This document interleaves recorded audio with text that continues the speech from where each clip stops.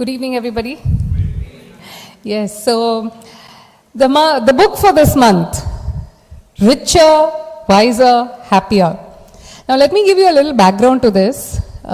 This book was actually gifted to me by a client of mine. I did a workshop, so all the participants were given this book, and of course, by default, they gave me as well. So the moment I saw this book, I was wondering, I was like, what is this Richer, Wiser, Happier? Then out of curiosity, I said, okay, let me just read through, because I was told it's a very good book. And I hadn't heard about it till then. And that's when I realized it was fairly new. The book is quite recent. And when I checked the reviews on Amazon, it had very good reviews. So it got me interested, out of curiosity, I started reading this book. And I was totally floored when I read the first chapter. And I'm going to take you through that as well. So then I realized, I said, is there anybody who doesn't want to be richer, wiser, or happier? All of us want that, right? So I said, okay, this will be a great book for the Read and Grow session, and that's why it prompted me to choose this book. So this book, like Group Captain said, it talks about the secrets of successful investors in the US, both successful investors, famous investors, and few investors whose names even I haven't heard, right? So it gives a lot of insights, not just into investing, but also how to lead happier lives, right? And a whole range of the human aspect is also covered. So in fact, probably that was the reason I got attracted towards this book, considering my finance background and the fact that I'm a business and leadership coach, which involves the human aspects. I thought this book has a great blend of two, the financial aspects as well as the human aspects. So that is what I liked. And of course, it shares a lot of practical tips and valuable principles, investing principles that one can follow. So to give you the gist of the book, the common message that all these investors shared, I'll just sum them up to start with. They say buy cheap, which we know, but buy at an attractive price, right? Because that's when you actually reap better profits. The second message they've given is to have a good margin of safety. Now, almost all the investors whom the author has interviewed speak about the margin of safety, which is nothing but the gap between the price and the value. Then another important aspect, the human aspect which they bring in, is do not let emotions come in the way of investing.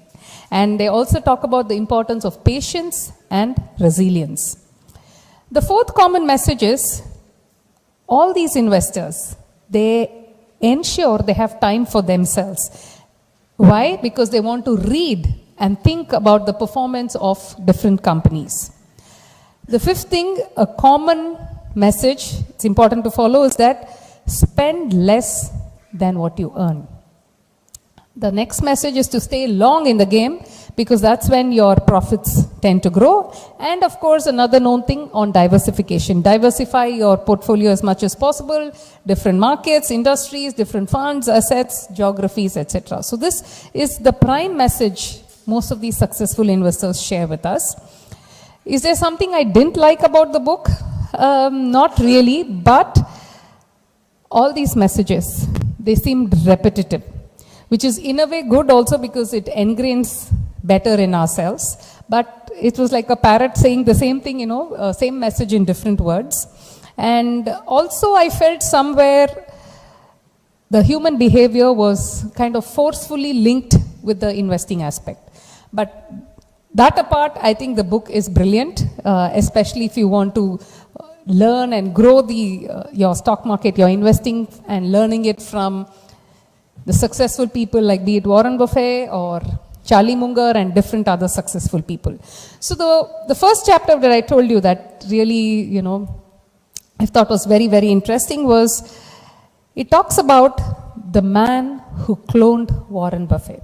So it's an Indian by name Monish Pabrai who went from India to California, and he's an investor cum philanthropist.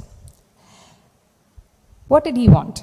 He wanted to turn the $1 million that he had into 1 billion. And how did he want to do it? Because he understood the power of compounding. And Warren Buffett was his role model. So Monish felt he doesn't have to reinvent the whole wheel, right? Because he said, I can just copy what these successful people have done and just build on it, build and borrow on the smart ideas of successful investors. So instead of struggling to innovate and, do everything over and over again, Monish decided I might as well focus my energies on replicating what these smart and wise people have done. And therefore, he used the power of reverse engineering it. And that is what drove him to success. He says, I clone ideas that are worthwhile. He also says, sometimes as humans, we are very weird in our DNA because there's something that prohibits us from copying these ideas. So he says, why not? They are successful, so why can't we adapt it and tune it to our requirements and be successful like others? So his mantra was like, he said, I will focus just on 10 stocks. That's all his portfolio consisted. And he would sift through the stocks, all the stocks, and his logic was, I will say no to a lot of them.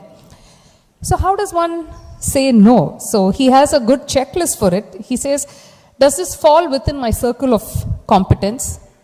Is the business something that I truly understand? Is there significant margin of safety? Will it offer me a double or triple returns? If not, I'm going to reject it. And the financial statements, are they simple and clear? So this was his checklist. And he says, I would just go by this. And therefore, it was easy for me to say no to a lot of stocks. So none of his ideas were original. And for him, he says, will it work or not? So that was his, mantra. And he also said, whom do I clone? What are the winning habits of successful people that I need to clone? So he always was, focused on these aspects. And his mantras were clone like crazy. Hang out with people who are better than you so that you become better as well. Treat life as a game. Be in alignment with who you are and live by your inner scorecard and don't just be carried away by what others think of you. So he says, take a simple idea, but take it seriously. Then the author moves on to share the wisdom from Sir John Templeton. And in that he says, great investors, they are not overly influenced by other people. They are, they are thinking originally and it's all their thought process. And a lot of these successful investors, they tend to be lonely. He says even in sports, they would probably be playing individual sports rather than a team sport. And Templeton's guiding investing principles was, he says, beware of emotions. Do not be careless. Beware of your ignorance and be diligent. Diversify broadly. Successful investing requires a lot of patience and find good bargains, and investors do not have to chase fads. So these were his investing principles. And one thing I really liked was he was distrustful of debt, right? So he always used to pay cash. He never used to take loans. He used to pay cash for both his homes and cars. I thought that was a good difference from what a lot of us do, right? And from yesteryears to now, it's a big change in how now we rely on credit cards and loans very often. So that was one thing I liked. And he also believed that we are all temporary stewards of God's wealth. He says it all belongs to the God and we are only temporary. And how did he manage his mind? This was also something interesting. He says, banish negative thoughts. And if you're faced with negative thoughts, he would replace and he would give a lot of thanks, the power of gratitude, which we know. And he says, whatever challenge that comes across my way, this is here to bless me. And he eradicated thoughts that were aimless, that did not serve him. I thought that was very, very powerful. And it will be great if all of us follow it, whether we are doing investing or not. I thought this is a great mantra to follow. Then author goes on to share the wisdom from Howard Marks. And he says, everything changes. So be like water. Water takes the shape of the vessel that it contains. So be mindful of that. And the investing themes of Howard Marks was that he says we can't predict or control the future. So study patterns of the past and take them as a reference point for your future. And he says the need to be humble and prudence is very important for financial success in the long term. Then he talks about being resilient and gives the example of Warren Buffett again. And he says his company was never dependent on the kindness of strangers or friends, and therefore, as an investing company, they always had a lot of cash reserve. Because he says a dangerous blunder that many investors tend to do is they assume that the period ahead will resemble the period that went by, whatever was your experience. So you tend to think that way. So the 5 rules for being resilient, he says: respect uncertainty. To achieve resilience, avoid debt, avoid leverage and excessive expenses. Do not be dependent on the kindness of strangers. Beware of being overconfident and complacent. Be shock resistant. And be aware of the exposure of the risk and keep the margin of safety. Like you notice, margin of safety and emotions keep coming up again and again. Another key message the book gives is on simplicity, to keep everything simple. And he talks about Buffett's way of keeping simplicity in selecting the stock. So what was his mantra? So Warren says, I only look for businesses that I understand and that has a long-term prospect. And it has to be operated. The business needs to be operated by honest and competent people. And of course, the price needs to be attractive. Will Danoff, another investor, what was his secret sauce? This is a very good one as well. He says if a company doubles its EPS, that is earning per share, in the next 5 years, he believes the stock price will also double. And he gives the example of Starbucks. Then he talks about Grenblatt's magic formula. What is that? He says stick to buying good companies that have a high return on capital and buy them at bargainable prices. He also says that no strategy works all the time, but have an ideal strategy that you can stick with even during challenging times. So Grenblatt's 4 simple lessons. What is that? He says, have a sensible strategy that's good enough to achieve your financial goals, and therefore it's important to have your financial goals. Strategy should be simple, logical, that you can stick with even in difficult times. Check if you have the skills and the temperament to beat the market, and you can be rich and a successful investor without attempting to beat the market, because many times we're always looking to beat the market. So he says that's not really necessary. And then another investor talks about having a long shelf life of the stocks that you want to retain over the long period. So what are those? He says pursue quality, the quality of the business, the quality of the principles in business, investing and life. So quality, he says, is key. And then have a lot of focus. Scale economies, right? And he says, because scaled economies that are shared creates a virtuous cycle and creates sustained wealth over long periods. It's not necessary that you have to be unethical to be successful. And another important aspect of this is, he says, tremendous advantage can be gained by those who move consistently by deferring gratification. In this age of instant gratification, he says, learn to defer your gratification. Then comes on high performance habits, and this resonates a lot with me as a coach. So this wisdom comes from an investor called Tom Gaynor. So his principles were like, he says, the secret is to see that you get a little better than you were yesterday in all aspects, right? As an individual as well as from an investing perspective, which is what high performance is all about. You get better in whatever you're doing. He says, go ahead and make mistakes, but ensure they're not fatal. Forget about perfection, just focus on progression and compound your improvements, because that's when you keep growing further. Then from a coaching perspective, I really loved this about another investor who tends to reflect a lot. He says, what am I missing? Who is doing what that no one else is doing? And what can I do and how can I get better? So he says, learn and adapt yourself and modify your own process till you arrive at, what works for you.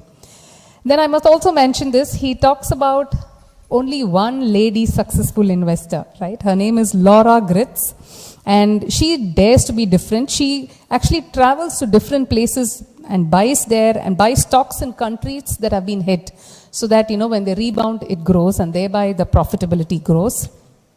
And to be healthier and happier, he says, decide what you care the most about and adapt these daily habits so that you get better, and subtract habits that divert your attention.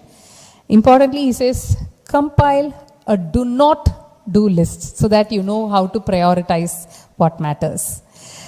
And then a very important thing is the wisdom from Charles Munger. He's 98 years old, and the author says Charlie Munger is the grand master of stupidity reduction, because he just avoids the common errors and the predictable patterns, and he says, I only look at what works.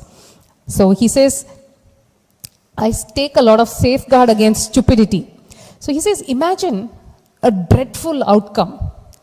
Work backwards by asking yourself, what misguided actions might lead to this sorry state of affairs, and scrupulously avoid them and your self-destructive behavior. So he kind of works backward on this entire thing, and he has a practical checklist of pitfalls that you need to avoid. And he says hunger, anger, loneliness, tiredness, pain and stress are common preconditions for poor decision making. So what is the antidote to it? He says meditation, exercise, sleep and nutrition will help your brain to function better. So he says go ahead for these. So in conclusion, he says, what makes a person rich? What does the wealth actually mean for these investors? If physical riches are not the key to true abundance, what is really richness? So one of the investors says, the time you spend with your family is what is very important. He's 109 years old, by the way. And even when he's been 100 years old, he rides a bus to work. Can you imagine such a successful investor at the age of 100 taking a bus to work? So, those are like very important life lessons that I thought. And he says he always sets aside a heavy cash reserve, even though it may not make him a lot of money. He says, I have that because I can avoid, anything during times of trouble. So he says a lot of investors, they tend to mess up. They have been unlucky, but that's still fine. You have to stick long time in the game. And he also talks about Van Dieberg. The author says he liked him a lot. He had a terrible childhood during his growing up years, and how he kind of overcame his struggles. He was part of the Nazi thing, and how his life was saved, how he set well-defined goals. He did a lot of visualization, affirmations, and he's a big philanthropist now, right? And how he was able to overcome his fears, and that story is actually quite heart-touching. And this guy, Van, says, I'm the richest guy in the world because I'm content with what I have. So he says the most important thing is people need love. The less of love they have, the more they need material things. So Van has also, most of them are philanthropists as well, like I said in the beginning. So his favorite cause is a residential treatment center for abused and neglected children. Considering that he came from a similar background, that's what he did. So to conclude, I would say the book has a lot of wisdom, and it would be great if they can be implemented if you're serious about stock market. And if you want to be a player in the stock market, then definitely this is a must-read book for you.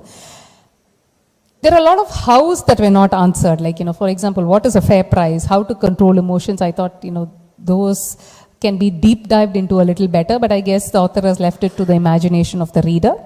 So to sum it up, this is what, these were some of the points that stood out for me from the book.